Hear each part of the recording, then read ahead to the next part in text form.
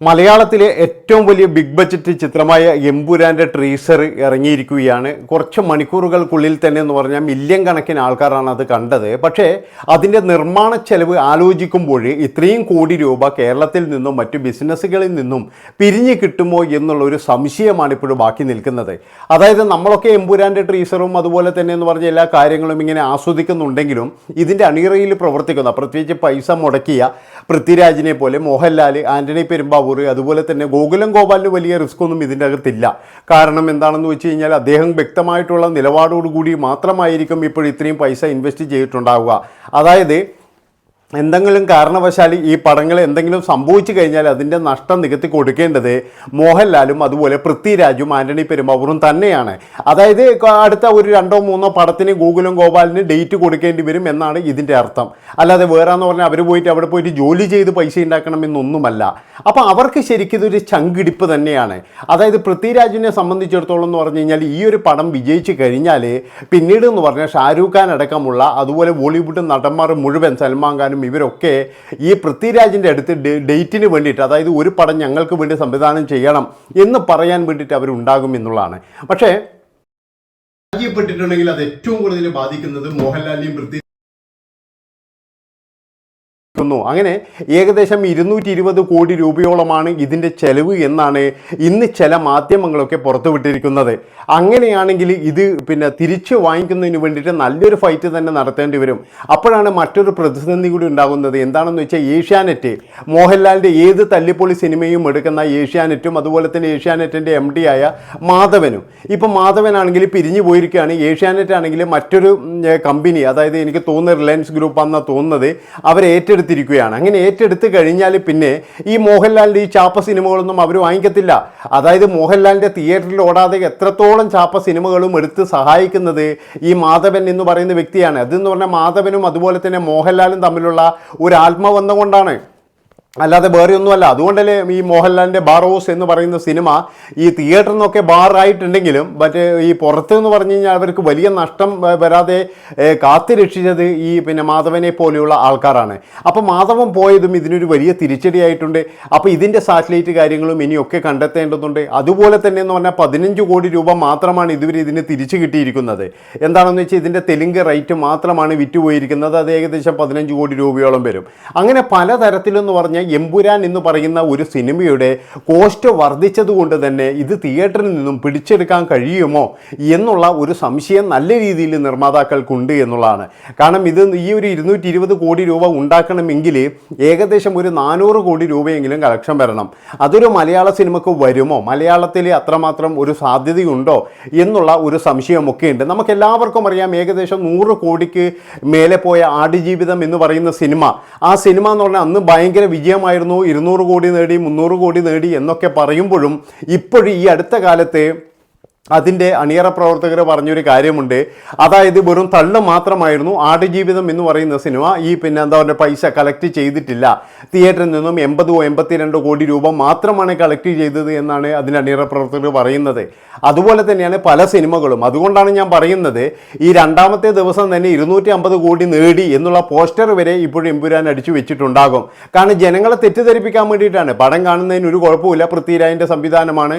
അതുപോലെ തന്നെ പൃഥ്വിരാജ് കൃത്യമായി പറഞ്ഞ ജോലി ചെയ്തൊരു സിനിമയായിരിക്കും, അദ്ദേഹം അങ്ങനെ മോശക്കാരനാക്കൂല.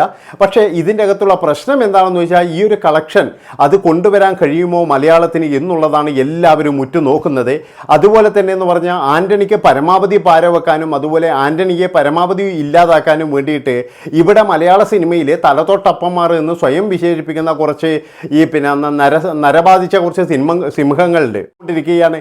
അത് വേറൊന്നുമല്ല, ഈ ആൻ്റണി പെരുമ്പാവൂർ എന്ന് പറയുന്നവൻ ഡ്രൈവറാണ്. അവൻ എന്തിനാണ് സിനിമ എടുക്കാൻ വന്നത്, സിനിമ എടുക്കാൻ ഞങ്ങളില്ലേ ഇവിടെ എന്നൊക്കെ പറഞ്ഞിട്ട് വരുന്ന ചില ഈ കുറച്ച് തലതൊട്ടപ്പന്മാർ. അപ്പോൾ അവരുടെയൊക്കെ സന്തോഷം എന്ന് പറഞ്ഞാൽ ഈ പടത്തിനെ ആശ്രയിച്ച് തന്നെയാണ്. അതായത് അവരൊക്കെ എന്ന് പറഞ്ഞാൽ ഒരു 27-28 തീയതികളാകാൻ വേണ്ടി കാത്തിരിക്കുകയാണ്. കാരണം ഈ പടം മൂക്കുകുത്തി വീണ് കഴിഞ്ഞാൽ അതിൽ ഏറ്റവും കൂടുതൽ കുറ്റപ്പെടുത്താൻ കഴിയുന്നത് ആൻ്റണി പെരുമ്പാവൂരിനെ തന്നെയാണ്. അതുകൊണ്ട് പരമാവധി എന്ന് പറഞ്ഞു കഴിഞ്ഞാൽ അവരൊക്കെ പ്രാർത്ഥിക്കുന്നത് എന്താണെന്ന് വെച്ചാൽ ഈ പടം എങ്ങനെയെങ്കിലും ഒന്ന് വീണ് കിട്ടട്ടെ എന്ന് തന്നെയാണ്. അല്ലാതെ ഒരിക്കലും എന്ന് പറഞ്ഞാൽ പടം വിജയിക്കണമെന്ന് ഒരാളും ഇത് ചെയ്യുന്നില്ല. പിന്നെ ചില ആൾക്കാർക്കൊക്കെ എന്ന് പറഞ്ഞാൽ നല്ലൊരു വാശിയും കാര്യങ്ങളൊക്കെ ഉണ്ട്. കാരണം എന്താണെന്ന് വെച്ച് കഴിഞ്ഞാൽ ഇപ്പോൾ കന്നഡ പിന്നെ സിനിമാ ലോകത്തെ നമ്മളെല്ലാവരും അറിഞ്ഞത് KGF എന്ന് പറയുന്ന ഒരു സിനിമ കൊണ്ട് മാത്രമാണ്. അതുവരെ കന്നഡ സിനിമകളുണ്ട്, കുറേ കപ്പടാം വീശിയും വെച്ചിട്ട് കുറേ ആൾക്കാർ, വിഷ്ണുവർദ്ധനെ പോലെയുള്ള, രാജ്കുമാറിനെ പോലെയുള്ള ഒരുപാട് ആൾക്കാർ അഭിനയിച്ചു പോകുന്ന കന്നഡ സിനിമകൾ പ്രത്യേകിച്ച് മലയാളികളൊന്നും കാണാറില്ല. പിന്നെ വല്ല ഡബ്ബിംഗ് ആയിട്ട് വന്നു കഴിഞ്ഞാൽ അത് സുമലത ഉണ്ടെങ്കിൽ മാത്രമേ ഡബ്ബിങ്ങിനും അത് പിന്നെ പൈസ കിട്ടത്തുള്ളൂ.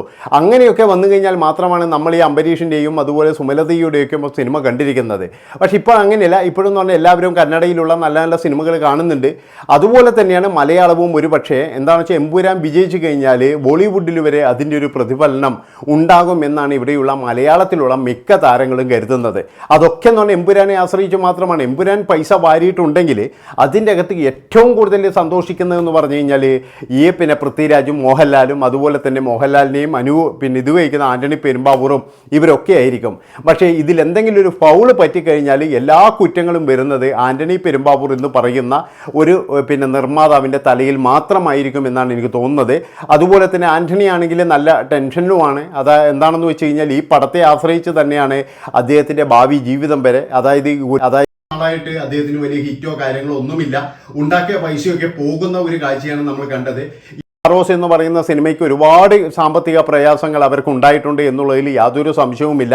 അതുപോലെ തന്നെ മോഹൻലാൽ ആണെങ്കിലും പൃഥ്വിരാജ് ആണെങ്കിലും ഇവരെല്ലാവരും എന്ന് പറഞ്ഞു കഴിഞ്ഞാൽ 27 വരെ ഈ മലയാളത്തിൽ കിടന്ന് തലകുത്തി മറിയാൻ തന്നെയാണ് തീരുമാനിച്ചിരിക്കുന്നത്. അതുകൊണ്ട് തന്നെ എന്ന് പറഞ്ഞാൽ ചെറിയ ചാനലിനെ വരെ എല്ലാവരെയും വിളിച്ചിട്ട് ഇതിൻ്റെ ഓരോരോ കഥകളും ഓരോരോ സ്റ്റോറികളും പറഞ്ഞിട്ട് അതിൻ്റെ ബിസിനസ് സാധ്യത ഉയർത്തിക്കൊണ്ടുവരാനുള്ള തയ്യാറെടുപ്പിലാണ് ഇവരെല്ലാവരും എന്നാണ് ഇപ്പോൾ കേൾക്കുന്ന ഒരു വാർത്ത. പിന്നെ മറ്റൊരു കാര്യം എന്ന് പറഞ്ഞാൽ ഇതിൻ്റെ അകത്ത് കൃത്യമായിട്ട് ഇടപെടണം എന്ന് പൃഥ്വിരാജിനോടും മോഹൻലാലിനോടും ഗോകുലം ഗോപാലൻ കൃത്യമായും പറഞ്ഞിട്ടുമുണ്ട്. അതായത് ഒരു കാരണവശാലും ഇതിൻ്റെ പരസ്യത്തിൽ നിന്നും പിന്നോട്ട് മാറരുത്.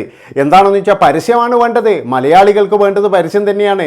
മോഹൻലാലിൻ്റെയും പൃഥ്വിരാജിൻ്റെയും ആൻ്റണിയുടെയും ഒക്കെ നിരന്തരമായിട്ട് എന്ന് പറഞ്ഞു കഴിഞ്ഞാൽ ഇതുപോലെ ഇൻ്റർവ്യൂകളും കാര്യങ്ങളും ഇങ്ങനെ പോയിക്കൊണ്ടിരിക്കണം. അതുപോലെ ടോവിനോ തോമസ് ഉണ്ട്, മഞ്ജു വാര്യരുണ്ട്.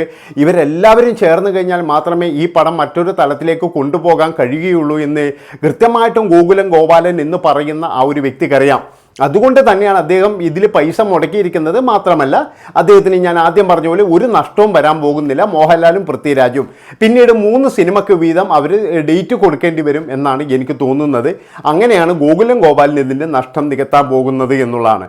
അപ്പോൾ ഏതായാലും നമുക്ക് 27 വരെ കാത്തിരിക്കേണ്ടി വരും. എമ്പുരാൻ എന്ന് പറയുന്ന സിനിമയുടെ അതായത് ലൂസിഫറിനെക്കാട്ടും മേലെ വരുമോ അല്ലെങ്കിൽ ഒരു പ്രത്യേക സംഭവമാകുമോ എന്നൊക്കെ അറിയുന്നതിന് വേണ്ടിയിട്ട് ഏതായാലും പൃഥ്വിരാജ് എന്ന് പറയുന്ന സംവിധായകനിൽ പ്രതീക്ഷ ഉള്ളത് കൊണ്ട് തന്നെ എന്ന് പറഞ്ഞാൽ ലൂസിഫറിനെ പോലെ തന്നെ എമ്പുരാനും വിജയിക്കും എന്ന് തന്നെയാണ് എനിക്ക് തോന്നുന്നത്. അപ്പോൾ ഇത്രയും പറഞ്ഞുകൊണ്ട് ഈ ഒരു വീഡിയോ ഇവിടെ വെച്ച് വൈൻഡപ്പ് ചെയ്യാണ്. ഇഷ്ടപ്പെട്ട് കഴിഞ്ഞാൽ എല്ലാവരും ചാനൽ സബ്സ്ക്രൈബ് ചെയ്ത് കൂടെ കൂടിക്കോ. നന്ദി, നമസ്കാരം.